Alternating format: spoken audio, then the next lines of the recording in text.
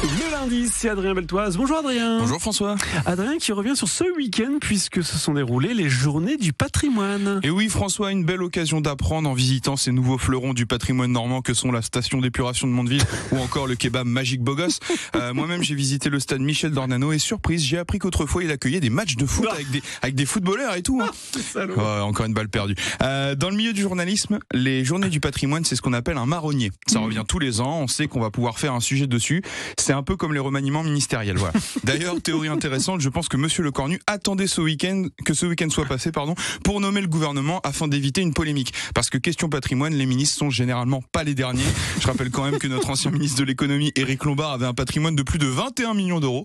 Alors dommage qu'il soit parti parce que pour une fois qu'on avait un ministre compétent, en tant qu'ancien banquier, les économies, il connaissait bien. Il avait potassé le sujet, Rico. C'est sûr qu'en dépensant l'argent public au lieu de son argent personnel, on arrive vite à remplir quelques livrets A, même des livrets B, des livrets C, des livrets D. Et malgré tout ça, il avait quand même réussi à oublier quelques millions par-ci par-là sur la déclaration. Oh là là, la boulette.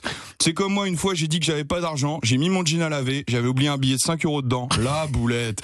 Mais bon, au moins mon argent était propre. Finalement, l'indécence des ministres, c'est aussi un marronnier. On peut faire des sujets réguliers dessus, quotidiennement en ce moment. Voilà. Adrien, à l'occasion des journées du patrimoine, c'est aussi le grand loto du patrimoine organisé par la Française des Jeux. Oh non François, vous allez encore m'obliger à parler d'argent. Et en plus pour titiller une action portée par mon collègue Stéphane Bern. Désolé mon Steph si tu m'écoutes. Ouais, on est devenus proches depuis qu'on se croise à la machine à café le matin.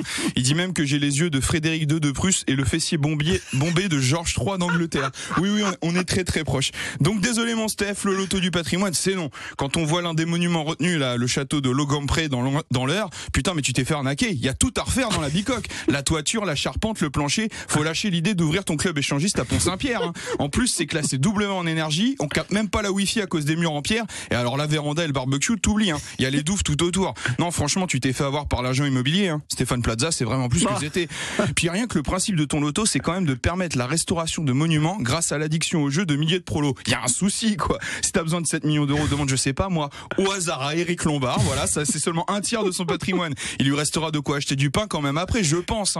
Et vous, chers auditeurs joueurs, c'est très bien de mettre 15 € dans un billet de loto pour sauvegarder le passé, le rénover. Mais quand on a tellement de choses à construire pour notre futur commun, vous m'excuserez de préférer l'héritage au patrimoine.